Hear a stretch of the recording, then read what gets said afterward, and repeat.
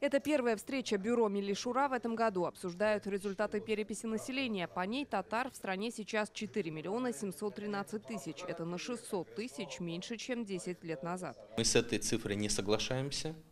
У нас определенная обеспокоенность не только Всемирного конгресса татар, и наших татарских общественных организаций, шквал звонков, именно обеспокоенность тем, что они с этой позицией не согласны, с этими цифрами не согласны, потому что по нашим подсчетам и по подсчетам экспертного сообщества Всемирного конгресса татар в России на сегодняшний день проживает не менее 5 миллионов 500 тысяч человек татар. Например, по данным переписи в Оренбургской области, татар стало меньше на 34 тысячи, сокращение почти на треть. В действительности на 10% может уменьшиться, потому что наши татары в основном едут в Казань, переезжают, молодежь уезжает на учебу, а с учебы уже не приезжает.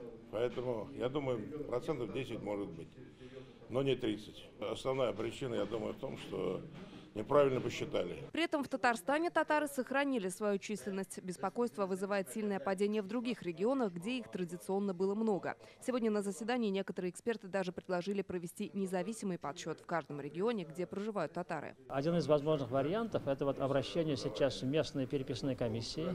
Во всех областях, городах есть переписные комиссии. Это государственная организация, на самом деле, переписи. И татарские организации, которые живут в регионах, увидев, насколько они уменьшились численно, они должны вопрос задать комиссиям. А вообще объясните, куда татары делись? Я думаю, что переписные комиссии, в принципе, должны дать ответ на этот вопрос. Перепись прошла в пандемийных условиях, а значит, до многих переписчики просто не дошли, утверждают докладчики. Тяжело удался переход на электронный переписной лист. Есть и демографические особенности. Как рассказали на заседании, сегодня на одну татарскую женщину приходится 1,6 ребенка. Все это повлияло на результат. А еще 16,5 миллионов россиян не указали в анкетах свою национальность. Это в 3 раза больше, чем в 2010 году. Среди них есть и татары, уверены эксперты.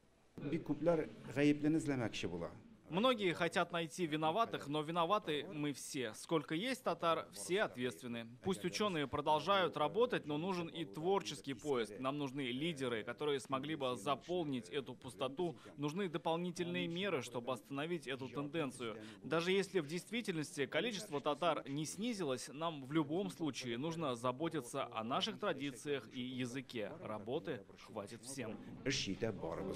Задача, конечно, Всемирного конгресса татар дойти до каждой татарской семьи для того, чтобы мы смогли жить в дружбе, в понимании, в любви и оставались второй по численности многомиллионным народом, который вокруг себя объединяет всех во имя процветания нашей России. Как отметили на заседании, готовиться к следующей переписи нужно уже сейчас. Эксперты говорят, изменения в национальном составе происходят постоянно, но они не могут носить столь резкий характер, как можно судить по итогам этой переписи. Лина Знатульна, Фаруза Мазитова, Лисан Саитова, Роман Фенин, ТНВ, Казань.